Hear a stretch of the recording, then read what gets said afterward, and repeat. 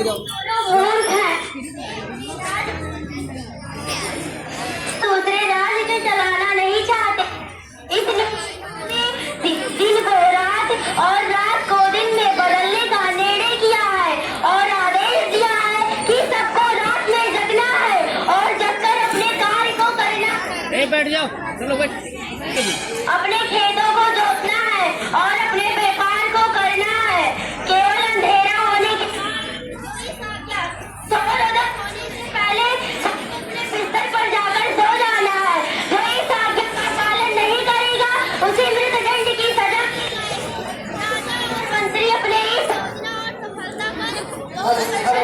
वही बटन कितना सुंदर शहर है, इनका प्रकाश फैला हुआ है, लेकिन चारों तरफ कोई दिखाई नहीं दे रहा है। लगता है प्रत्येक लोग सो रहे हैं, एक चूहा भी यहाँ नहीं हिल रहा है। लगता है यहाँ के पशुओं को दिन में भी सोने के लिए सिखाया गया है।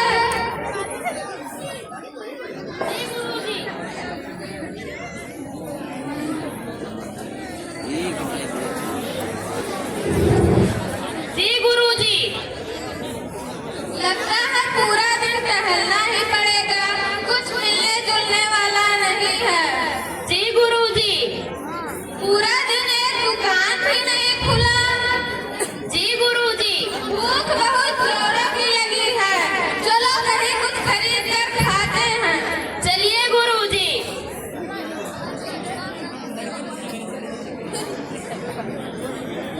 ये कितने का है? यहाँ सभी सामानों का मूल्य 1 टुटू है। यहाँ सभी सामानों का मूल्य केवल 1 ही टुटू क्यों है?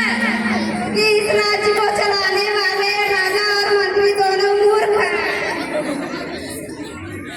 यहाँ सभी सामान 1 ही टुटू में मिलता है। हाँ, बड़ी प्रसन्नता हुई, यहाँ तो खा खा कर शरीर बन जाएगा। जी गुरुजी।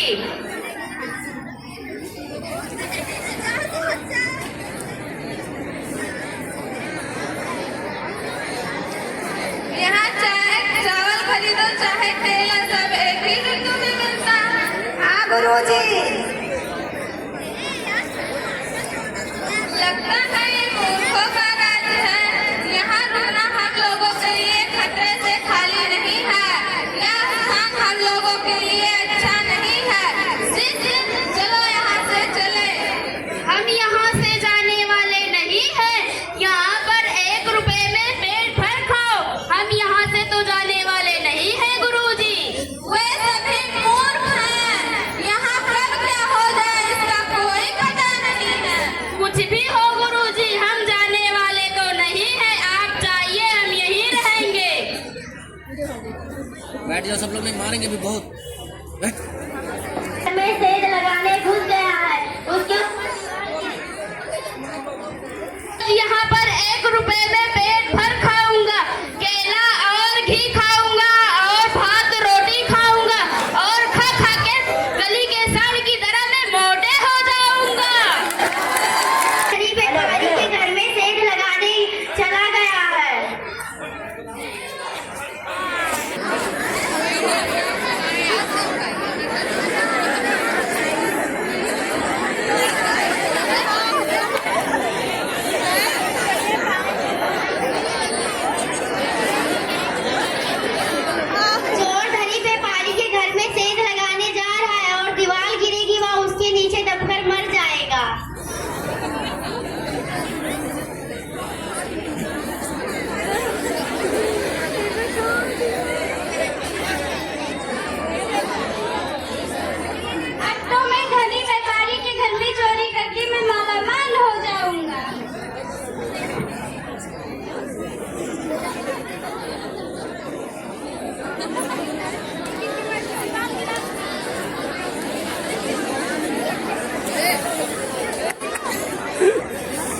संजना कठा बा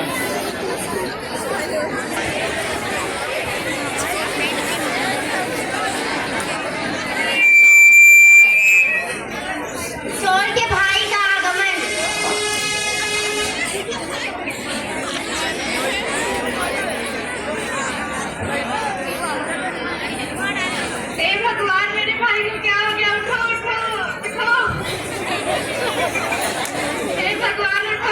उठाओ उठाओ उठाओ। महाराज महाराज, मेरा भाई अपने पुराने व्यापार को कर रहा था और उसके ऊपर एक दीवार गिर गई और वह मर गया। जिसमें इस गरीब व्यापारी का दोष है। इसे अच्छा और मजबूत दीवार बनवाना चाहिए था। इस अन्याय को दोषी को दंड देना होगा। न्याय न्याय चिंता मत करो, घंटे मालिक को बुलाया जाए।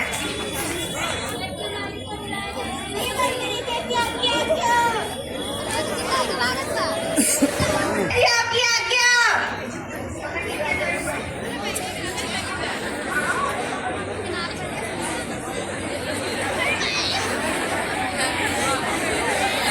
जी महाराज, तुम्हारा क्या नाम है? मेरा नाम श्यामलाल है। क्या तुम घर पर थे जब वह मरा हुआ व्यक्ति तुम्हारे घर पर सेठ लगा रहा था? हाँ महाराज, उसने सेठ लगाई और दीवार कमजोर थी, इसीलिए इसके ऊपर गिर गई। तुमने किस प्रकार की दीवार बनवाई थी जिसके नीचे इस बेचारे आदमी का भाई दबकर मर गया? तुमने एक निर्दोष आदमी की हत्या की है, तुम्हें मृत्यु दंड मिलेगा। महाराज, यह दीवार मैंने नहीं बनाया था, वह तो उस राजमिस्त्री की गलती है जिसने यह दीवार बनाया। उसने सही ढंग से दीवार नहीं बनाया था, आपको उसे दंड देना चाहिए। वह कौन है?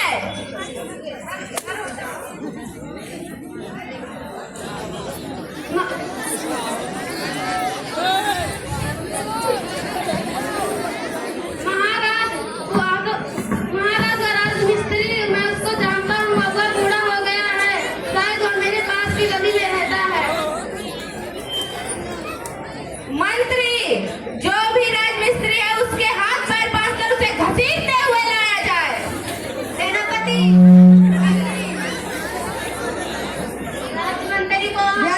राजमिस्त्री को यहाँ पर घसीटते हुए लाया जाए। जी मंत्री जी, जी आपकी आज्ञा। बैठ जा बाबू।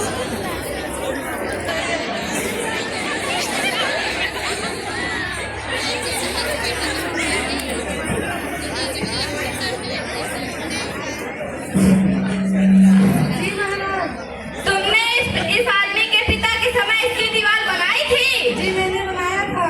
तुमने किस प्रकार की दीवार बनाई थी? तुमने एक बेकार दीवार बनाई थी जिसके नीचे इस बेचारे आदमी का भाई दबकर मर गया। तुमने एक निर्दोष आदमी की हत्या की है, तुम्हें मृत्यु दंड मिलेगा। मृत्यु दंड देने से पहले आप मेरा पूरा बात सुनिए। यह सत्य है कि मैंने यह दीवार बनाया था। यह अच्छा नहीं था, ऐसा इसलिए था क्योंकि मेरा मन नहीं लगाया था। मुझे अच्छी तरीके से याद है कि एक नाचने वाली लड़की गली में रोज आ जा रही थी और अपने पायल को झलका रही थी। मैं अपने आँख और दिमाग को उस दीवार पर नहीं रख सका। महाराज, आपको उस नाचने वाली लड़की को दंड देना चाहिए। मंत्री, उस नाचने वाली लड़की को लेकर आया जाए। सेनापति, उस नाचने वाली लड़की को दरबार में लाया जाए। जी महाराज, ऐसी आपकी आज्ञा।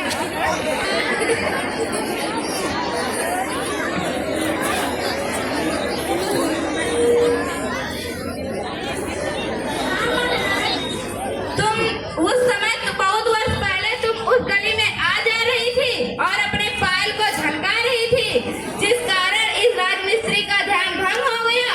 हाँ महाराज, मुझे बहुत अच्छी तरीके से याद है। तुम किस लिए उस गली में आ जा रही थी और अपने पायल को झलका रही थी? उस समय तुम युवा थी, जिस कारण इस राजमिस्त्री का ध्यान न लग रहा था दीवार पर और दीवार खराब बनाई गई, जिसके नीचे इस बेचारे आदमी का भाई दबकर मर गया। तुमने एक निर्दोष आदमी की हत्या की है, तुम्हें मृत्यु दंड मिलेगा। महाराज, रुको रुको रुको, मैं जानती हूँ उस गली से क्यों आ जा रही थी। मैंने एक सुनार को कुछ सोना दिया था अपने लिए कुछ आभूषण बनाने के लिए, लेकिन वह आलसी बदमाश था। उसने कई बहाने बनाए कि अब दे देंगे तब दे देंगे, लेकिन उस आलसी बदमाश ने मुझे दिया ही नहीं। उसने मुझे अपने गले में बांध दौड़ाया। इस कारण से राजमिस्त्री ने मुझे देखा। महाराज, ये मेरी गलती नहीं है, यह उस दुष्ट सुनार की गलती है। लगता है बेचारी बिल्कुल सही कह रही है। अंत में वास्तविक अपराधी मिल ही गया। मंत्री, जाओ उस दुष्ट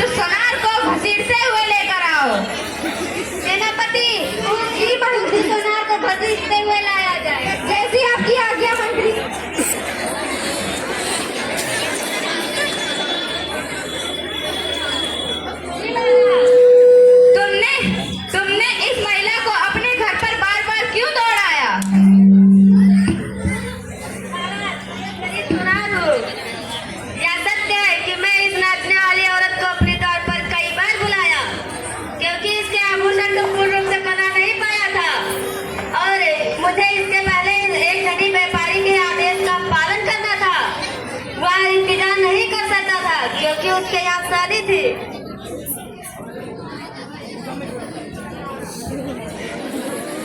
कल की वहाँ उसके शादी थी। महाराज आप तो जानते ही हैं कि धनी लोग कितने अधीर होते हैं। वह धनी व्यापारी कौन है जिसने तुम्हें इस बेचारी महिला के आभूषण को बनाने से रोका और बार बार बुलाना पड़ा, जिस कारण राजमिस्त्री का ध्यान भंग हो गया?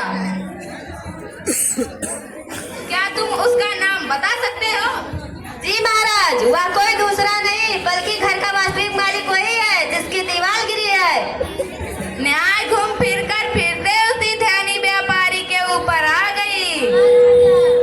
जब मैंने उसे पहली बार देखा था तभी मुझे लग रहा था कि इस भयानक अपराध का वही जड़ है। मंत्री, उस धनी व्यापारी को घसीटते हुए यहाँ पर लाया जाए। सेनापति, उस धनी व्यापारी को घसीटते हुए लाया जाए। ऐसी आपकी आज्ञा मंत्री।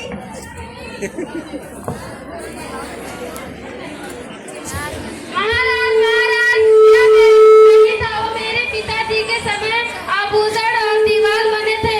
मैं निर्दोष हूँ महाराज। क्या सत्य है कि तुम्हारे पिताजी ही वास्तविक हत्यारे हैं, लेकिन उनकी सारी संपत्ति तुम्हें विरासत में मिली है, तो उनका पाप भी तुम्हें विरासत में मिलेगा। तुम्हें उनकी जगह पर फांसी पर चढ़ना होगा। नहीं महाराज, नहीं नहीं। मंत्री, फांसी के लिए नई सूली तैयार की जाए।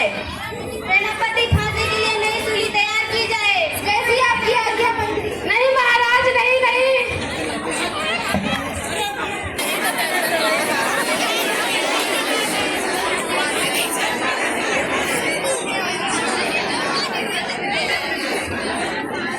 महाराज, महाराज, वह सूली उस व्यक्ति के लिए उपयुक्त नहीं है क्योंकि सूली बहुत मोटा है और वह आगे बहुत पतला है। तो समस्या है, अब हम क्या करेंगे? न्याय तो होना ही है। मंत्री, सैनिकों को तुरंत बुलावा भेजा जाए किसी ऐसे आदमी को पकड़ के लाने के लिए जो इस सूली के लिए उपयुक्त हो। सेनापति, कुछ ऐसे व्यक्ति को खोजा जाए जो सूली के लिए उपयुक्त हो। जैसी आपकी आज्ञा मंत्री।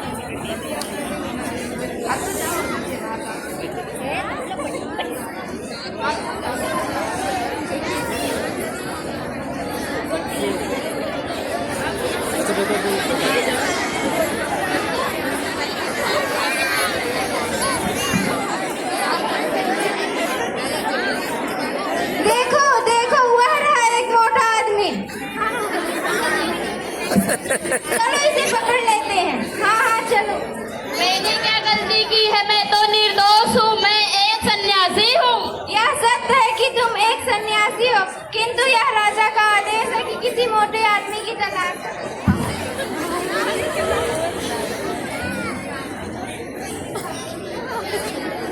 मेरी क्या गलती है? ये मूर्खों का राज्य है, यहाँ सभी लोग मूर्ख हैं। यह मूर्खों का शहर है।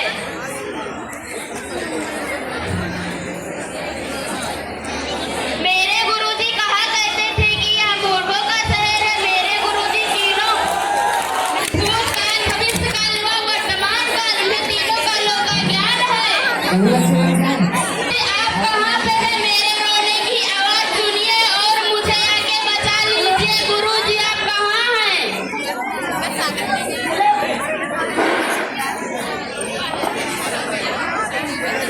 मैंने कहा था ना कि भोजन के लालच में तुम एक दिन अपने आप को मुसीबत में फंसा लोगे। गुरुजी, कृपया करके आप मुझे बचा लीजिए इस मुसीबत से।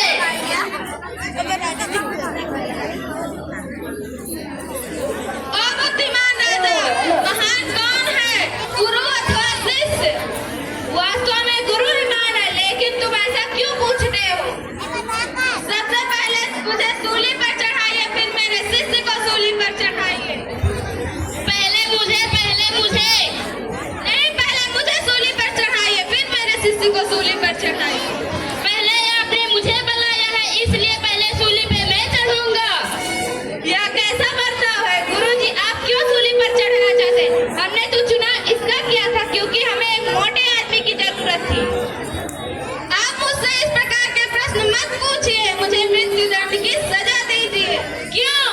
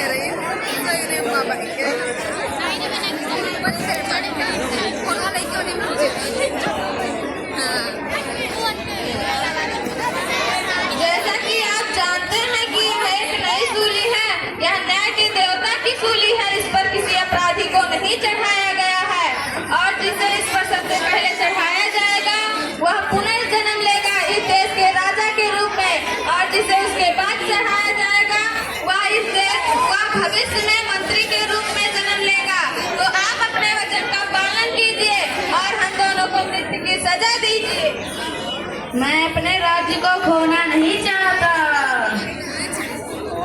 मंत्री, फांसी को अगले दिन के लिए स्थगित कर दिया जाए। सेनापति, फांसी को दूसरे दिन के लिए स्थगित कीजिए। जी मंत्री जी,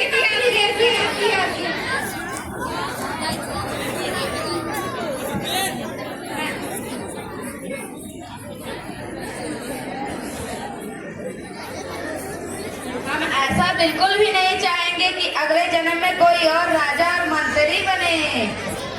चलो सबसे पहले हम दोनों ही सूली पर चढ़ जाते हैं, तो अगले जन्म में मैं राजा के रूप में जन्म लूंगा, मैं मंत्री के रूप में चलो चलें। रात में गुरु और शिष्य का रूप छोड़ देना है और गुरु और शिष्य का रूप धारण करना है। हा हा हा।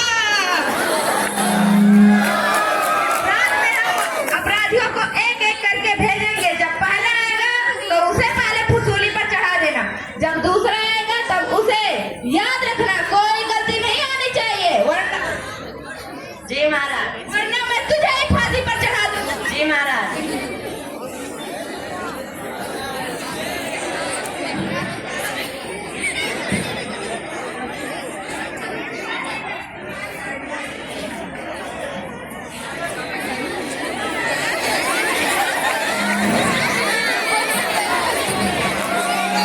देखिए आज ये राजा साहब की फांसी हो चुकी है और वो अगले जन्म में हिंदी राजा बनेंगे तो मैं होगा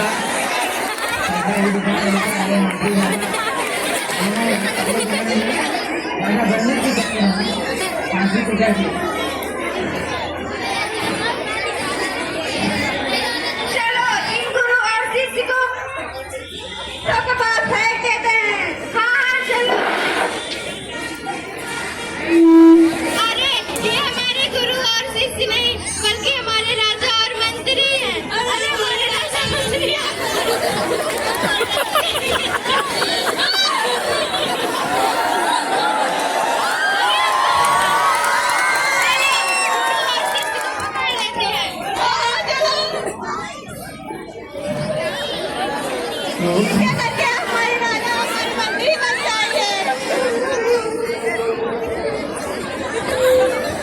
ठीक है, हम इस राज्य का शासन करेंगे, लेकिन पहले यहाँ के नियम को बदला जाएगा।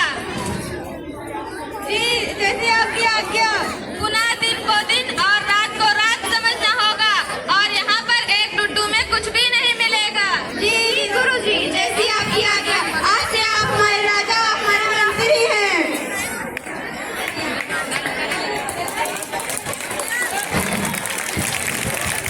देखिए इस तरह से इस एकांकी के माध्यम से इन बच्चों